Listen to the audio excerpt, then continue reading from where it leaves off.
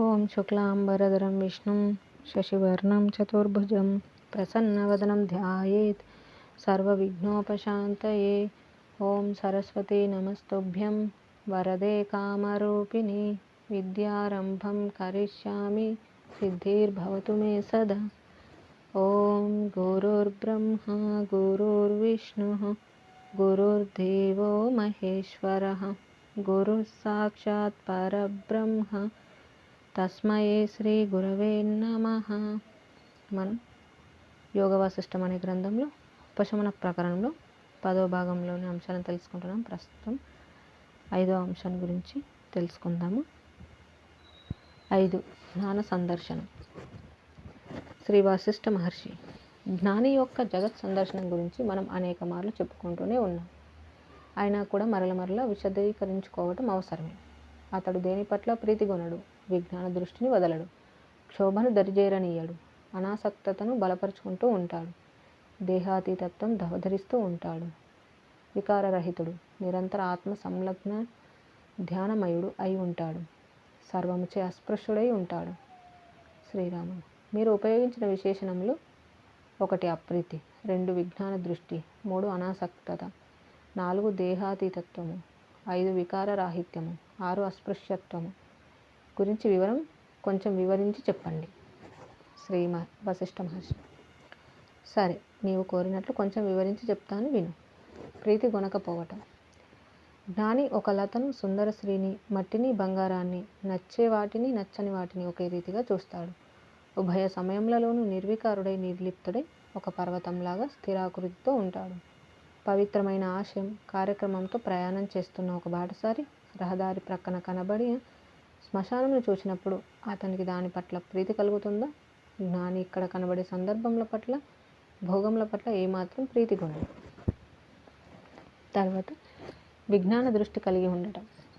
కళ్ళు తెరిచినంత మాత్రం చేత మరే విశేష ప్రయత్నం లేకుండానే ఎదురుగా ఉన్న వెలుతురు కనబడుతోంది కదా. ఆత్మజ్ఞాని ప్రవాహపతితంగా వచ్చిపోతున్న ఆయా సంఘటనలను, సందర్భములను, భోగ సముదాయంను సక్తత లేని చిత్తంతో లీలా మాత్రంగా అనుభవిస్తాడు. కాకతాళీయంగా తారసపడే ఈ వనిత, ధనము మొదలైన భోగంలో అనుభవించవలసి వస్తున్నప్పటికీ ధీరునకు అవి సంతోషమును గాని దుఃఖమును గాని కలిగించలేవు. సముద్ర మధ్యంలో స్థిరంగా ఉన్న ఒక పర్వతాన్ని ఓ 2 కెరటాలు వచ్చి తాకినంత మాత్రం చేత అవి పర్వతంను కదిలించగలవా? ఆత్మ యొక్క ప్రత్యక్షమును ఏకాగ్రతతో దర్శించుచున్నట్టే తత్వజ్ఞానిని ఈ దృశ్య ప్రపంచంలో ఏర్పరచిన సుఖదుఖములు తాకజాలవు. తాకినప్పటికీ అతని ఆత్మ సందర్శనాన్ని ఏమాత్రం భంగపరచలేవు. అతడు ఎప్పటికీ ఏది ప్రస్తుతమో అది నిర్వర్తించుచు ఆపై ఇక తన దృష్టినంతా ఆత్మజ్ఞాన మార్గంలో నియమించి ఉంచుతాడు. తర్వాత క్షోభ పొందకపోవటం. అనేక లోకంలో నిర్మించవలసి వచ్చుచున్నప్పటికీ ఆత్మపరాయణుడగు బ్రహ్మదేవుడు వ్యగ్రుడగుచున్నాడా? ఆయా ఋతువులు వచ్చిపోతున్నప్పుడు పర్వతాలు ఏమైనా క్షోభను పొందుచున్నాయా? లేదే. సర్వభూతస్థమయ్యున్న తన ఆత్మస్వరూపమును ఆశ్రయించి ఉన్నట్టి జ్ఞాని కూడా సమయోచితమైన క్రియాదులలో ఏర్పడే సంయోగ వియోగములు చూచి వ్యగ్రుడు కాడు, క్షోభ చెందడు. అందరిలాగానే అతడు కూడా నవ్వవలసిన చోట నవ్వుతాడు, ఏడవలసిన చోట ఏడుస్తాడు. కానీ సర్వ విషయముల పట్ల ఇది మిథ్యయే కదా అను అవగాహన దృష్టులను వదలకుండా ఉంటాడు. అంతేకాదు, తదితర జనులకు అది గుర్తు చేస్తూ ఎంతో స్థైర్యం కలుగజేస్తాడు. భోగములను మిథ్యారూపంగా గాంచుచు కాఠిన్యం లేకుండా జితేంద్రియుడై సంతాపవర్జితుడై ఉంటాడు. దేశకాల క్రమానుసారంగా సుఖము, దుఃఖము, సంపద, ఆపద మొదలైన వాటి పట్ల నిర్లిప్తుడై సాక్షిభూతుడై అతీతుడై ఉంటాడు. తర్వాత అనాసక్తుడై ఉండటం. ఓ ప్రియ దశరథ రామ, ఈ శబ్ద స్పర్శాది కర్మేంద్రియ వ్యాపార విషయాలలో పాల్గొనవలసి వచ్చినప్పటికీ నీవు నిత్యం అనాసక్తుడవై ఉండు. వాటి యందు నీ చిత్తం అనాకర్షితమై ఉండుగాక, సంలగ్నం కాకుండుగాక. అయితే ఈ బంగారం మలినమైనది అని ఎప్పుడంటాం? బయట ధూళి వంటి ఉన్నప్పుడా? కాదు, లోపల రాగి వంటి అల్పలోహాలు ఉన్నప్పుడు మాత్రమే కదా. అంతఃకరణంలో ఆసక్తి ఉన్నప్పుడు మాత్రమే ఈ జీవుడు సక్తుడు అని అనిపించుకుంటాడు కానీ బాహ్య కార్యక్రమములచే కాదని నీవు గ్రహించు. తర్వాత దేహముతో అప్రమేయత్వం వహించి ఉండటం.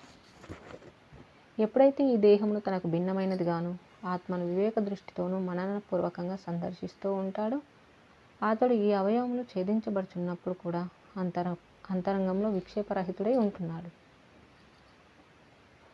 ఒక్కసారి నిర్మల జ్ఞానం సంపాదించావా, ఇక ఆనందమయ వివేక దృష్టి నిన్ను విడిచి ఎక్కడికి పోదు. తిరోగమనం స్వీకరించకపోవటం. నా స్వరూప స్వభావాలు సర్వదా ఆత్మయే. ఆత్మ ఇట్టిది అని ఆత్మ నెరిగినవాడు మరి ఇంకెప్పుడు ఎన్నటికీ అజ్ఞత్వం పొందడు. వర్షాకాలంలో పర్వతం మీద నుంచి జారి ప్రవహించిన జలం మరల వెనుకకు మరలుతుందా? త్రాడు పట్ల ఏర్పడిన ఇది పామేమో అనే భ్రాంతి తొలగిన తర్వాత ఆ త్రాడును చూసినప్పుడు భయం మొదలైన వికారాలు ఏర్పడతాయా? అగ్నియందు స్ఫుటం ఉనర్చబడిన బంగారం తన శుద్ధ సహజ ఛాయ పొందిన తర్వాత దానిని నీళ్ళలో ముంచినంత మాత్రం చేత తన బంగారు కాంతులు పోగొట్టుకుంటుందా? చెట్టు నుండి తెగిజారిన పండును మరొకసారి కొమ్మకు అతికించినా కూడా అతికి ఉండదు కదా. అట్లాగే ఈ దృశ్యం స్వతహాగా అవాస్తవం అని సుజ్ఞానం నిశ్చలమైన తర్వాత ఇక గుణములతో బంధం ఏర్పడదు. రాళ్ళగుట్టలోంచి మణిని వేరు చేసి మెడలో ధరించిన తర్వాత మరలా ఆ మణిని రాళ్ళగుట్టలోకి విసిరివేసే మూర్ఖుడెవడైనా ఉంటాడా? అవిద్య నుండి విద్యను ఎరిగిన తర్వాత ఈ దృశ్యమునందు మరల ఎవడు మగ్నుడవుతాడు? సశాస్త్రీయమైన శివతాండవం చూసిన తర్వాత ఒక కోతి కుప్పిగంతులను చూచి ఆనందించేవాడెవడో చెప్పు. దృశ్య వికార రాహిత్యం. ఇది పాలు కాదు, సున్నపు నీరు మాత్రమే అని ఉత్తమ విచారణచే గ్రహించిన తర్వాత అయ్యో నేను త్రాగలేకపోయాని అని వేదన చెందే మూర్ఖుడెవడు? అట్లాగే ఉత్తమ విచారణచే వాసన నివృత్తి అవుతుంది. ఇక దిగులు పడటానికి వేదన చెందటానికి ఇక్కడ ఏమీ లేదు. ఉత్తములకు వారు ఇది మజ్జిగాని భ్రమించుటచే తాగాలని కోరుకుంటారేమో కానీ కాదు, తెలిసిపోయింది ఇది కళ్ళు అని గ్రహించిన తర్వాత తాగాలని అనుకుంటారా? ఉత్తములకు వారు ఇది మజ్జిగాని భ్రమించుటచే త్రాగాలని కోరుకుంటారేమో కానీ కాదు, తెలిసిపోయింది ఇది కళ్ళు అని గ్రహించిన తర్వాత త్రాగాలని అనుకుంటారా? తత్వజ్ఞుడు సర్వము ఆత్మయే అని ఎరుకను అవధరించిన తర్వాత అందమైన స్త్రీ శరీరంలో కానొక లిఖిత చిత్రం వలె చూస్తాడు కానీ వికారాదులు పొందడు. చిత్రంలో లిఖించబడిన స్త్రీ అంగములన్నీ ఆయా రంగుల సమ్మేళనం మాత్రమే కదా. అట్లాగే స్త్రీ పురుషుల జుట్టు, గోళ్ళు మొదలైన అవయవములన్నీ పంచభూతముల సముదాయమేనని గ్రహించి ఉంటాడు. పటిక బెల్లం తీపిని ఆస్వాదించిన తర్వాత ఆ తదుపరి త్రాగే నీళ్లు పటిక బెల్లపు తీపిని మురిపింపజాలదు కదా. ఆత్మానందం పొందినవాడు తదితర విషయ సుఖములను చూచినంత మాత్రం చేత ఆత్మను ఏమరవడు. నిరంతరమైన నిమగ్నం. ఒకానొక ముగ్ధ స్త్రీ దూర ప్రాంతం వెళ్ళి ఇంకా రావలసి ఉన్న తన భర్త యందు ఆసక్తి కలిగి ఉన్నదనుకో. ఆమె గృహకృత్యములందు తలమునకలై ఉన్నప్పటికీ తన అంతఃకరణం నందు తన భర్త యొక్క రాకచే ఏర్పడి స్నేహభావముని మననం చేస్తూ ఉంటుంది కదా. శుద్ధ బ్రహ్మముతో సమాగమం విశ్రాంతి పొందు ప్రయత్నశీలుడగు జీవుడు ఆ బ్రహ్మానందమును అనుభవిస్తూనే ఈ ప్రాపంచ క్రియలందు పాల్గొంటూ ఉంటాడు. ఇవేవి అతని ఆత్మానుభవమును నిరోధించలేవు. ఇంద్రాది దేవతలంతా కలిసికట్టుగా వచ్చి కూడా అతని బ్రహ్మానందానికి ఖేదం కలిగించలేరు. మనస్సును అధిగమించిన ఆత్మజ్ఞానికి చ్యుతి కలిగించగలిగే శక్తి ఈ ప్రపంచంలోని ఏ పదార్థమునకు ఉండదు. విషయములచే స్పర్శించబడకపోవటం. వివిధ పుష్పరసములన్నీ తేనెయందు ఏకమైపోతున్నాయి. ప్రపంచంలోని ఆనందములని బ్రహ్మానందములందు సమరసమైపోతున్నాయి. తత్వజ్ఞుడు మనుజుని బుద్ధిని ఎవరు దేనిని చూపించి ఏమర్పించగలరు? తన ప్రియుని పట్ల ఆసక్తమైన బుద్ధి గల స్త్రీ ఎన్ని విఘ్నములు నిరోధములు కల్పించబడుచున్నా కూడా అవన్నీ లెక్క చేయక ప్రియుని అందే మనస్సు కలిగి ఉంటుంది చూచావా. అవిద్యారహితుడు జ్ఞాని ఆత్మానందంను అనుభవిస్తూనే ఉంటాడు. కష్టములన్నీ వచ్చి పడుగాక, అవయవములు ఛేదించబడుగాక, విషాద సంగ్రహంలో తారసపడుగాక, సిరులు వచ్చుగాక పోవుగాక, అతని ఆత్మానుభవం చెక్కు చెదరదు. నిష్కలంకము అత్యున్నతము అంతర్గతము అగు ఆత్మ నేను అనున్నది ఏమరవడు. ఆత్మజ్ఞాని ఈ చిత్తమును ఒక బాహ్యమగు ఉపకరణం వలె చూస్తాడు కనుక ప్రారబ్ధ కర్మలందు దారిద్ర్యాది దశలందు సంకటములందు అతని ఆత్మానుభవ స్రవంతికి అడ్డు ఉండదు. నగరంలో ఉన్న, అరణ్యంలో ఉన్న, పర్వతములపై ఉన్న, తపోవనంలో ఉన్న, ఊపిరి సలపనన్ని పనులలో ఉన్న అవేవి అతనికి హర్షశోకములుగా పరిణమించవు. అతడు సర్వదా ఈ సర్వముచే అస్పర్శుడై ఉంటాడు. జై శ్రీరామ్. ఈ విధంగా మనకి ఈ జ్ఞాన సందర్శనం అనే దానిలో విఘ్నులు ఏ విధంగా ఉంటారు అనే అంతకుముందు శ్రీరాముడు అడుగుతూ మోయించగా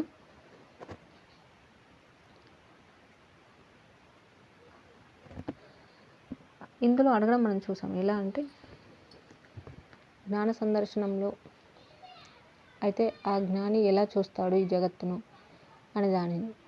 అయితే ఇందులో 6 విషయాలు చెప్పడం మనం చూసాం వశిష్ఠ మహర్షి. వాటిని గురించి ఈ అప్రీతి, విజ్ఞాన దృష్టి, అనాసక్తత, దేహాతీతత్వము, వికార రాహిత్యము, అస్పృశ్యత. అయితే వీటిని గురించి ఇంకా వివరంగా తెలియజేయమని అడగగా దాని గురించి వివరించడం అనేది చూసాము. ఇక తర్వాతి అంశం 6 సోదాహరణములు. శ్రీరాముడు: ఆత్మజ్ఞాని గురించి మీరు చెప్పే విశేషాలన్నీ ఆమోదయోగ్యమేనని ఒప్పుకుంటున్నాను. అయినా కూడా ఈ రాజ్యాదులు, ఈ ధన జనాది విషయ సంపర్కములు ఎదురుగా ఏర్పడి ఉండగా మనస్సు విజ్ఞతను, ఆత్మదృష్టిని ఎట్లా అలవరుచుకోగలుగుతోందోనని నాకు కొంచెం అనుమానంగానే ఉంది.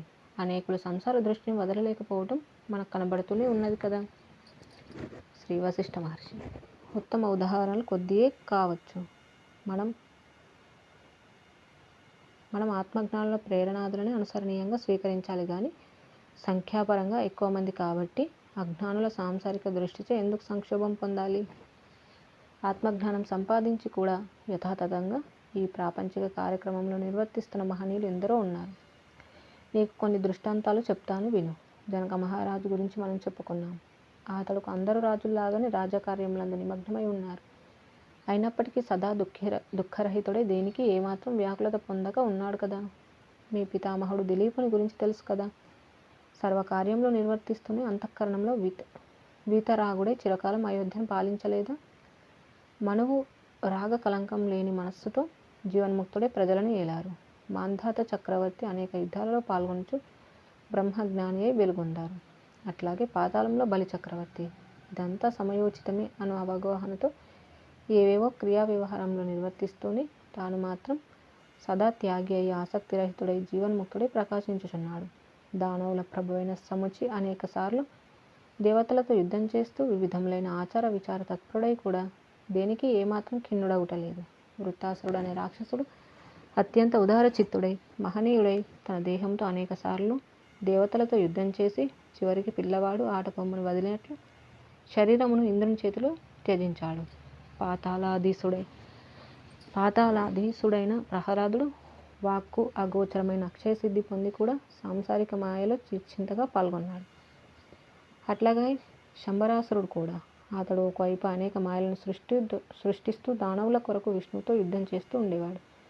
మరొక వైపు అనాసక్తుడై కుశల బుద్ధితో ఉత్తమ జ్ఞానాన్ని ఆశ్రయించి ఉండేవాడు. పరమ చిదాకాశం ఏకత్వ రూపుడై ఉంటూనే సంక్లిష్టమైన యుద్ధ సన్నివేశాలు రచిస్తూ ఉండేవాడు. సర్వదేవతాముఖ రూపుడైన అగ్నిదేవుడు ఒక్కసారి అనేక యజ్ఞయాగాలలో హవిస్సు స్వీకరిస్తూనే ముక్తుడై అప్రమేయుడై ఈ చరాచర సృష్టిని ఆక్రమించి ఉన్నారు. ఆ చంద్రుడు తన యందు అమృతమును ధరించి ఈ భూమిపై ఔషధ రచనకు కారకుడవుచు తాను నిర్వికారుడై పరమజ్ఞానంతో ప్రకాశిస్తున్నాడు. దేవతల పౌరోహిత్యము, గురుత్వము, భార్య కొరకు చంద్రునితో యుద్ధం మొదలైనవి నిర్వర్తిస్తున్న బృహస్పతి తాను మాత్రం సర్వదా ముక్త స్వరూపంతో తేజరిల్లుచున్నారు. అట్లాగే శుక్రాచార్యుల విషయం తెలుసు కదా. ఆయన సర్వుల అభిష్టంను పాలించుచు తదానుకూలంగా నీతి శాస్త్ర రచన చేశారు. అసురులకు గురువై వారినందరినీ ఒక త్రాటిపై నడిపిస్తున్నారు. వాళ్లకు దృక్కు శ్రేయోభిలాషి అతడే. అయితే ఏం నిర్వికార బుద్ధితో సాక్షి మాత్ర పూర్వకంగా కాలగమనం కొనసాగిస్తున్నారు. వాయుదేవుడు ఊర్ధ్వ అధోలోకాలను ప్రాణములందల అవయవములను చలింపజేస్తూ ఉంటారు. సదా సర్వ ప్రదేశములందు సంచరిస్తూ ముక్తుడే అయి ఉంటున్నారు. ఆయనకు ప్రియుడెవరు, అప్రియుడెవరు?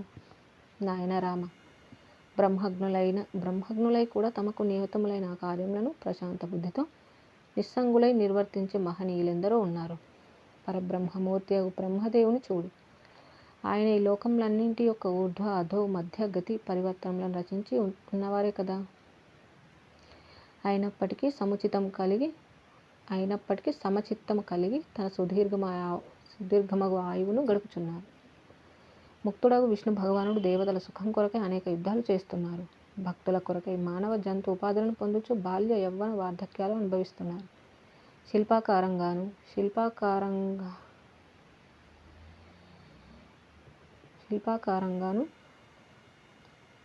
జడంగా కూడా శ్రీ, చేప, తాబేలు, వరాహం వంటి జంతు, నర అవతారాలు స్వీకరిస్తూ అనేక కల్పంలో భక్తుల హృదయాలలో సంచరిస్తున్నారు. ఇంత వ్యాసంగం నిర్వర్తిస్తూ కూడా తాను అప్రమేయుడై అఖండుడై వైకుంఠంలో వెలియుచున్నాడు. ఆయన ఏ క్షణమైనా తన ముక్త స్వరూపం వదులుచున్నారా? లేనేలేదు. త్రినేత్రుడగు మహేశ్వరుడు ఒక సామాన్య కామకుని వలె జగజ్జననియగు పార్వతీదేవితో తాండవ నృత్యం చేస్తున్నారు. గణపతి, కుమారస్వామి, నంది, భృంగి మొదలైన ప్రమథగణం అందుకు లయపూర్వకంగా తాళం వేస్తూ గానాదులు చేస్తున్నారు. అంతటి తన్మయత్వంతో ఆనంద వైభవంగా నృత్యం చేస్తూనే ఆయన భక్తుల పిలుపు వినగానే వారి ముందు పార్వతీ సమేతంగా ప్రశాంత మంగళ స్వరూపంతో ప్రత్యక్షమవుతున్నారు. ఉపయుక్తమైన ఉపాధులు కల్పించుకొని భక్తులు పొందే బెత్తపు దెబ్బలు తాము పొందుచున్నారు. ఆదిశక్తి స్వరూపిణియగు అమ్మవారు పార్వతీదేవి నిత్యముక్త అయి కూడా పరమశివుని శరీర అర్ధభాగం స్వీకరించి తన బిడ్డలు భక్తితో ఆక్రందన చేస్తున్నప్పుడు ఆ పరమశివుని ప్రేరేపించి వారికి సకల శుభములు కలుగజేస్తున్నారు కదా. ఇంత తతంగం జరుగుచున్న పార్వతీ పరమేశ్వరుల ఆత్మతత్వంను అవతరించి ఉంటున్నారే. మహాధీశాలి, వీరుడు, పరమజ్ఞాన సమూహపేతుడు, జ్ఞానరత్నములకు సముద్రం వంటి వాడు అగు ఆ కార్తికేయుడు నిత్యముక్తుడై ఉండి లోక కళ్యాణార్థం తారకేశ్వరునితో యుద్ధం నిర్వర్తించారే.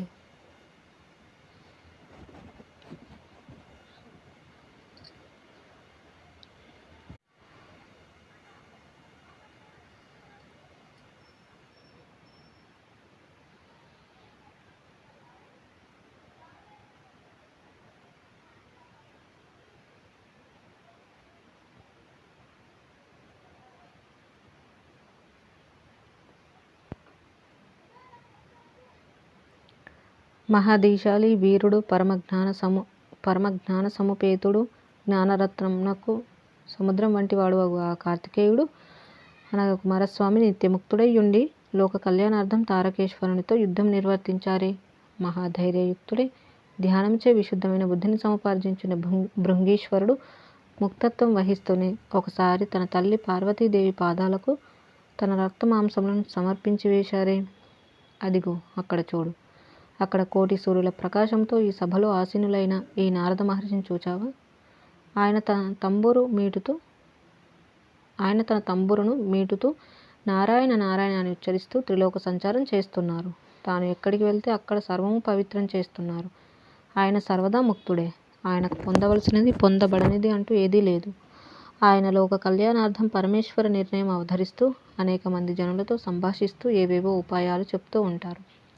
పురాణ ద్రష్టలు ఆయనకు కలహభోజనుడు అని బిరుదు ఆపాదించారు. ఆయన ఆయా క్రియాదులు నిర్వర్తించినంత మాత్రం చేత ఏ క్షణంలోనైనా తన జ్ఞానముక్త స్వరూపం ఏమాత్రం ఏమరచుట లేదు సుమ.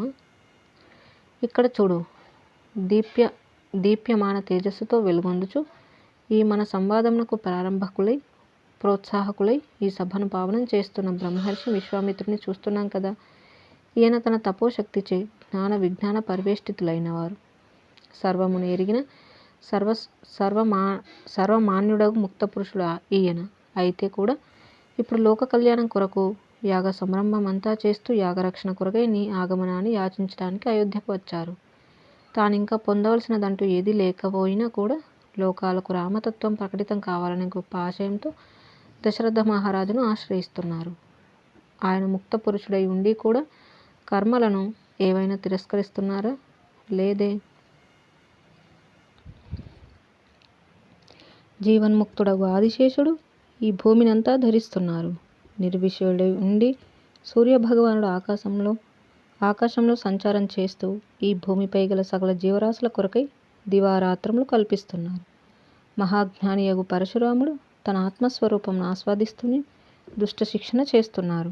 చూచావా రామ, ఇంకా ఈ ముల్లోకములలో ఎందరో శతాధిక సంఖ్యలలో యక్షులు, అసురులు, మనుష్యులు, దేవతలు తాము ముక్తులయ్యుండి కూడా ఈ జగద్రచనలో వారికి నియామకమైన ఆయా కర్మలను ముక్త బుద్ధితో నిర్వర్తిస్తున్నారు. అట్టి మహాత్ములు ఈ భూమిపై ఈ వర్తమానంలో ఎందరో ఉన్నారు.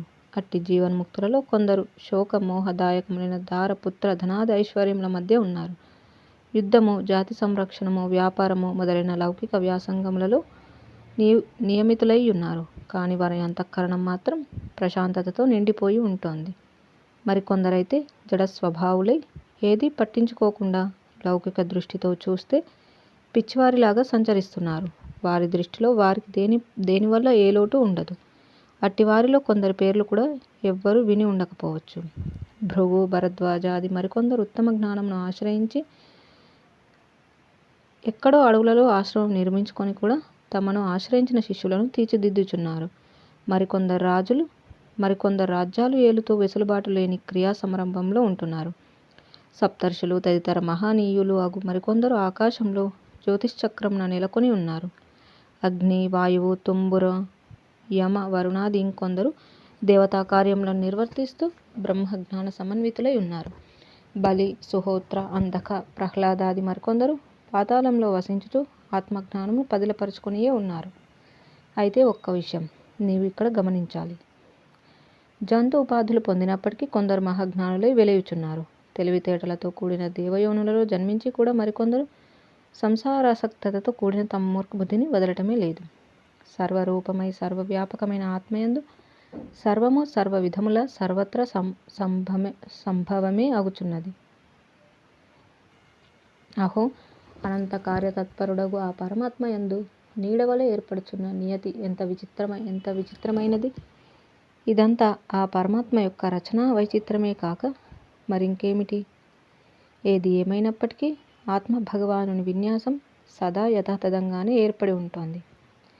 మనందరి ఆత్మ అయినట్టి ఆ ప్రత్యక్ చైతన్యమే బ్రహ్మ, దైవము, విష్ణువు, ధాత, ఈశ్వరుడు, శివుడు మొదలైన అనేక పేర్లతో చెప్పబడుతోంది. ఈ జగత్తులో అసంఖ్యాకంగా పదార్థాలున్నాయి. ప్రతి పదార్థంలోనూ అనేక తదితర పదార్థాలు ఇమిడి ఉన్నాయి. ఇసుకలో బంగారు రేణువులు ఉంటున్నాయి. ఆ బంగారు రేణువులోని ప్రతి ఒక్క దానిలో తదితరమైన సూక్ష్మ పదార్థముల అమరిక ఉంటుంది.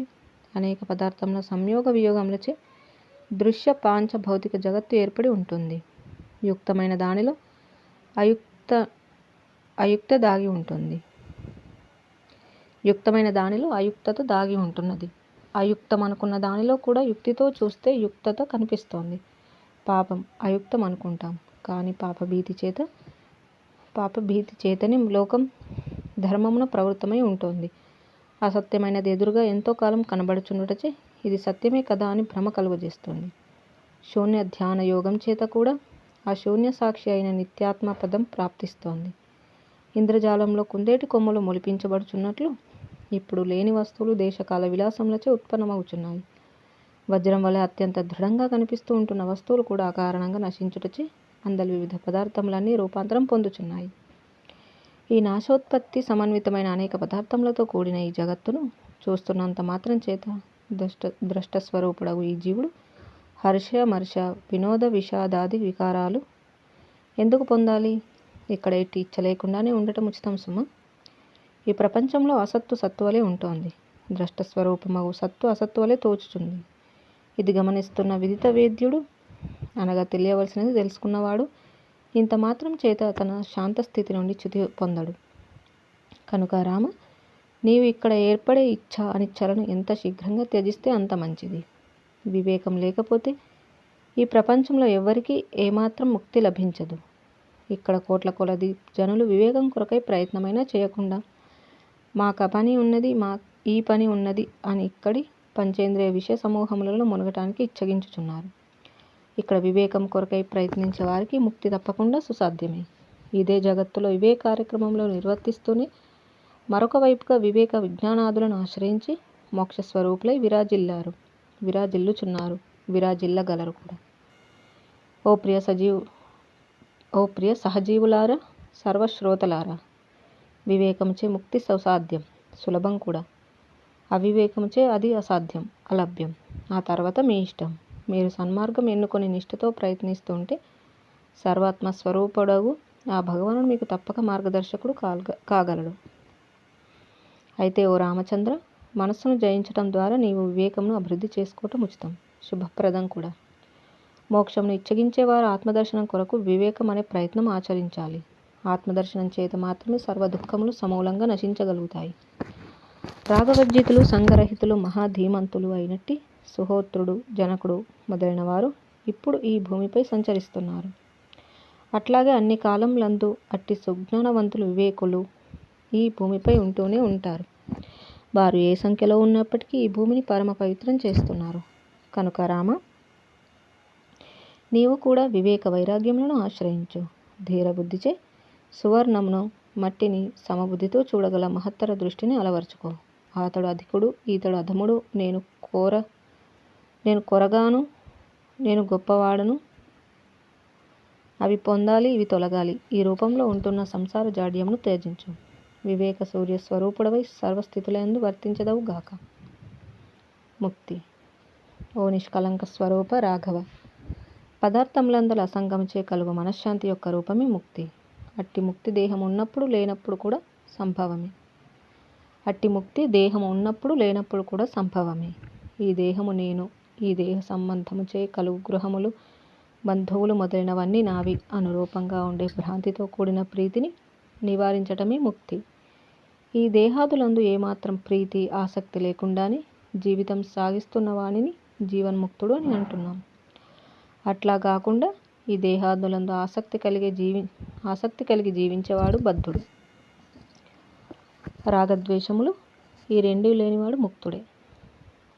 మోక్షము కొరకై వినటం, మరణం చేయటం, నిధిధ్యాసం, అనన్యత్వం, ఏకాగ్రత్వం ద్వారా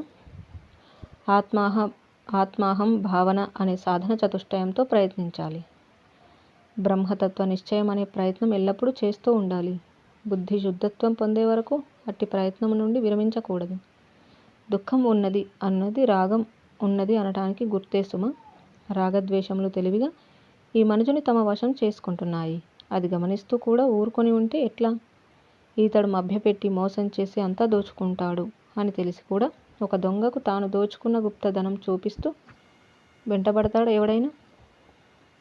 జడ స్వభావపూర్వకమైన వాదోపవాదములను, మందబుద్ధిని ఎట్లాగైనా సరే వదిలిపెట్టు. పరమాత్మను ఆశ్రయించాలి. యుక్తి, యత్నము ఈ రెండూ కూడా ఎంతో అవసరం. ఈ రెండూ లేకపోతే ఈ లోకంలో ఒక చిన్న పని కూడా చేయలేమని అందరికీ తెలుసు కదా. ఇక మోక్షం విషయం మాత్రం వేరే చెప్పేదేమున్నది? సన్మార్గపూర్వకమైన ప్రయత్నములను వదిలిపెట్టి కేవలం పిచ్చాపాటితో మానవ జీవితం అనే అవకాశం వృధా చేసుకుంటే ఎట్లాగయ్యా? కనుక ఓ సర్వజనులారా, మీరంతా ప్రయత్నశీలురయ్యెదరుగాక. ఈ విషయం నేను ఎంతో శ్రమించి మరల గుర్తు చేస్తున్నాను. నాయనలారా, మహాధైర్యంను అవలంబించండి. అవరోధములను చూచి వెనుకాడవద్దు. ఉత్తమ ఫలితం లభించే వరకు ఆత్మవిచారణ చేయండి. దృఢ ప్రయత్నం ఉండాలే గాని ఈ ప్రపంచంలో అన్ని సంఘటనలు కలిసి కూడా అట్టి వానిని ఆ ప్రయత్నం నుండి విరమింపజేయలేవు. అంతేగాని పరిమిత అవగాహనలతో కూడిన ఏవేవో వాదోపవాదములతో ఆత్మ ప్రకాశం వైపుగా గల మార్గం నుండి చితి పొందకూడదు. మీరంతా అచ్యుతులయ్యెదరుగాక. వేదరహస్యం ఎరిగిన మహాత్ములు సత్య జ్ఞానానంద స్వరూపమగు ఆత్మపదమును పొంది దానిని మనకు విశదీకరించి చెప్పుచున్నారు. ప్రయత్నిస్తేనే ఆత్మపదం లభిస్తుంది గాని అది ఏదో గాలివాటుగా లభించేది కాదు అని నా విన్నపం. జై శ్రీరామ్. ఈ విధంగా మనకి సోదాహరణంలో ఈ అంశంలో అంటే సంసారంలో ఉన్నట్టుగా ఉంటూనే జీవన్ముక్తులుగా ఉన్నవారు ఎవరు అనే అంశాన్ని మనకి ఇందులో తెలియజేశారు. అరణ్యాలలో ఉన్న వాళ్ళు ఉన్నారు, రాజ్యాలను ఏలుతున్న వాళ్ళు ఉన్నారు, పుత్ర మిత్రాదులతో కలిసి ఉన్న వాళ్ళు ఉన్నారు, ధనము గృహము వీటితో అంటే వారు కూడా అందరిలాగే ఉంటున్నప్పటికీ కూడా వారి అంటే కార్యాలు అనేవి ఆ విధంగా నిర్వర్తిస్తున్నప్పటికీ బాహ్యానికి మనకు అలా కనిపిస్తున్న అంతఃకరణం మాత్రం ఎప్పుడు స్వస్వరూప స్థితిలో ఉంటుంది వారికి అనే విషయాన్ని మనకి ఇక్కడ తెలియజేశారు. ఇక మిగిలిన అంశాలు మళ్ళీ తెలుసుకుందాము. ఇంతటితో ముగించుకుందాము. జై శ్రీరామ్. కాయేన వాచా మనసేంద్రియైర్వా బుద్ధ్యాత్మనా వా ప్రకృతే స్వభావాత్ కరోమి యద్యత్ సకలం పరస్మై నారాయణాయేతి సమర్పయామి. స్వస్తి. ఓం తత్సత్.